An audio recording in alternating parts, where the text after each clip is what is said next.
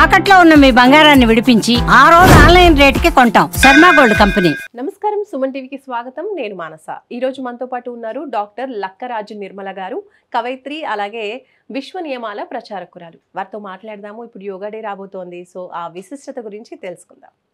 అమ్మ నమస్కారం. నమస్తే అమ్మ. ఇప్పుడు యోగా డే రాబోతోంది. పిఎం మోడీ గారు కూడా చాలా ప్రతిష్టాత్మకంగా తీసుకుని ఈ యోగా డేని సెలబ్రేట్ చేస్తున్నారు. కొన్ని ఇయర్స్ నుంచి చూస్తూ ఉన్నాం.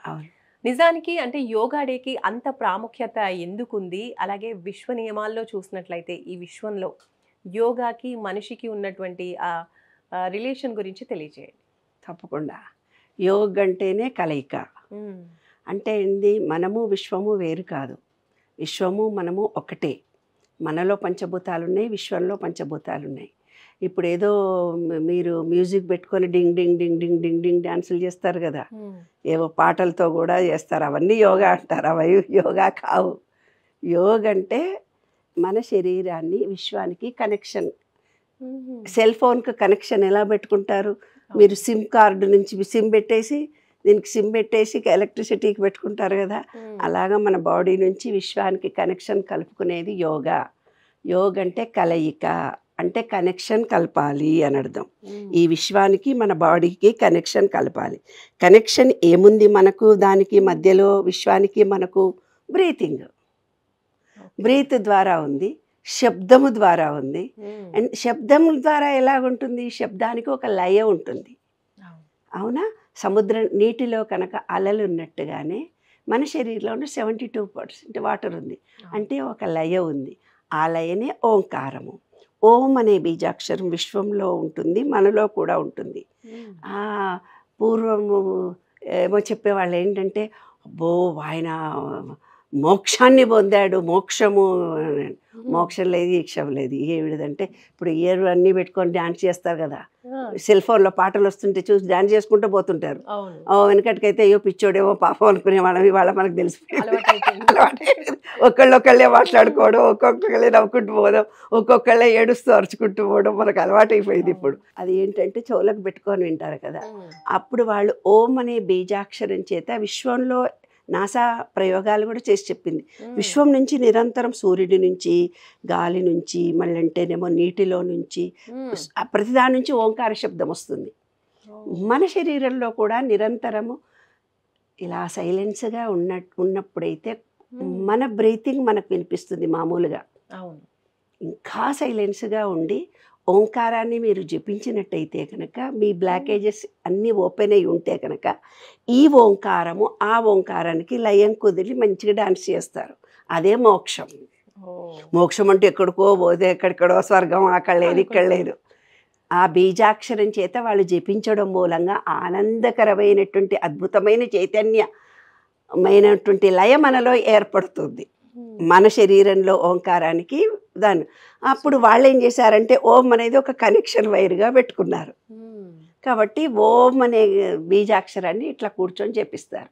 ఓం అని పత్రిజీ మనకు ఏం చెప్పాడు? బ్రీతింగ్ ద్వారా చేసుకోండి అని చెప్పారు.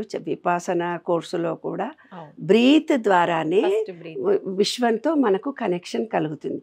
మీరు ఎంత యోగా చేశారు, ఎన్ని గంటలు చేశారు అనేది సందర్భం కాదు. అక్కడ 21 నాడే ఎందుకు జరుగుతుంది అని అంటే, ఆ రోజు నుంచి ప్రకృతిలో విపరీతమైన మార్పు జరుగుతుంది. ఆ మార్పుకు అనుగుణంగా మన బాడీ ఉండడానికి 21 అనే డేట్ని ఫిక్స్ చేసుకున్నాం మనం. అంటే ప్రకృతిలో వస్తున్న మార్పు సడన్గా జరుగుతున్న రోజు కాబట్టి ఆ రోజు ప్రకృతిలో జరుగుతున్న మార్పుకు మన శరీరము ఆ వాతావరణానికి అనుకూలంగా ఉండడానికి ఆ రోజు యోగా దినమని పెట్టుకున్నారు. ఇంకొకటి ఏంటంటే, ఆ రోజు యోగా అంటే మీరు మ్యూజిక్లు పెట్టుకొని డ్యాన్సులు చేసేది యోగా కాదు. యోగ అంటే కలయిక. ఆ కలయిక ఎలా కలగాలి? ఎలా కలగాలి అని అంటే, ఇప్పుడు ఏ ఎక్సర్సైజ్ అన్నా తీసుకోనాను, ఏ ఎక్సర్సైజ్ అన్నా తీసుకో. ఇప్పుడు ఇది ఇలా నాడి, ఇది పింగళా నాడి, ఇది సూర్యనాడి, ఇది చంద్రనాడి. ఇప్పుడు మనం ప్రజెంట్లో ఉండాలన్నప్పుడు ఈ ముక్కులో నుంచి గాలిని వదులుతాం, మళ్ళీ ఇదే ముక్కులో నుంచి గాలిని తీసుకుంటాం, మళ్ళీ ఇది మూస్తాం, మూసి వదులుతాం, మళ్ళీ తీసుకుంటాం. పూజ చేసేటప్పుడు కూడా అనులోమ విలోమ చేయమ్మా, అనులోమ విలోమ చేయమ్మా అవును అంటారు. అంటే ఏంది, ప్రజెంట్లో ఉండేటట్టుగా చేయడము. ప్రజెంట్ అంటే ఏంది, లయం కలగడము అని అర్థం అనమాట. లయం కలగడము అంటే ఏంది, అనులోమ విలోమం ద్వారా మనం ప్రజెంట్లో ఉంటున్నాము. ఉండడానికే లయము అని అన్నారు. అంటే ప్రజెంట్లో ఉంటామన్నమాట మనం. ఇదేమో ఎప్పుడు ఈనాడి పనిచేస్తే మనం గతంలో ఉంటాము, ఈనాడు పనిచేస్తే ఫ్యూచర్లో ఉంటాము. ఫ్యూచర్లు గతము కాకుండా ప్రజెంట్లో ఉండడం, దాన్నే బ్రహ్మ విష్ణు మహేశ్వర రూపంగా కూడా చూపించారు.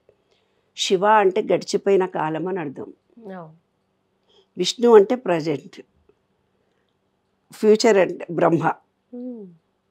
బ్రహ్మ విష్ణు మహేశ్వరులను మనలోనే చూపించారు. అవే కలయికను మన శరీరానికి చూపించేదే యోగా.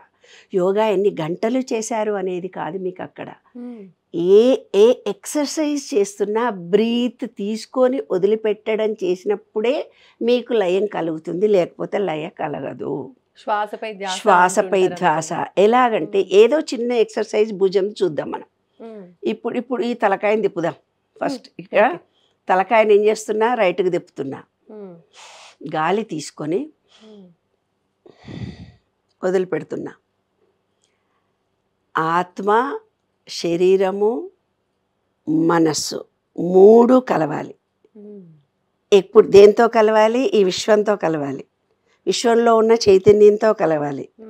ఏమిటిది ఇది? నీ బాడీ అంటే శరీరం. శరీరం ఒకటే కదిలితే కాదు, ఓన్లీ బ్రీతింగ్ గమనిస్తేనే కాదు, మనసు కూడా దాంట్లో ఏకాగ్రత కావాలి. మనసు, ఆత్మ అంటే ఏంది? పాజిటివ్ ఎనర్జీ పాయింట్ ఇక్కడ ఉంటుంది మనకు, ఒక ఎనర్జీ పాయింట్. ఆ ఎనర్జీ పాయింట్ ఆత్మ అంటే. ఈ పాజిటివ్ ఎనర్జీ పాయింట్ అంటే మనస్సు, ఆత్మ. ఇది ఆత్మ అన్నారు వాళ్ళు, మనం ఆత్మ అందాం. పాజిటివ్ ఎనర్జీ పాయింట్ ఈ శరీరము, మనస్సు, ఈ పాజిటివ్ ఎనర్జీ పాయింట్ మూడు ఒకే ధ్యాసలో ఉండాలి. అప్పుడు ఈ విశ్వంలో ఉండే ఎనర్జీ లెవెల్కి మనకు కనెక్షన్ కుదురుతుంది, లేకపోతే కుదరదు. ఇప్పుడు చూడు, మళ్ళీ బ్రీత్ తీసుకుంటున్నాను.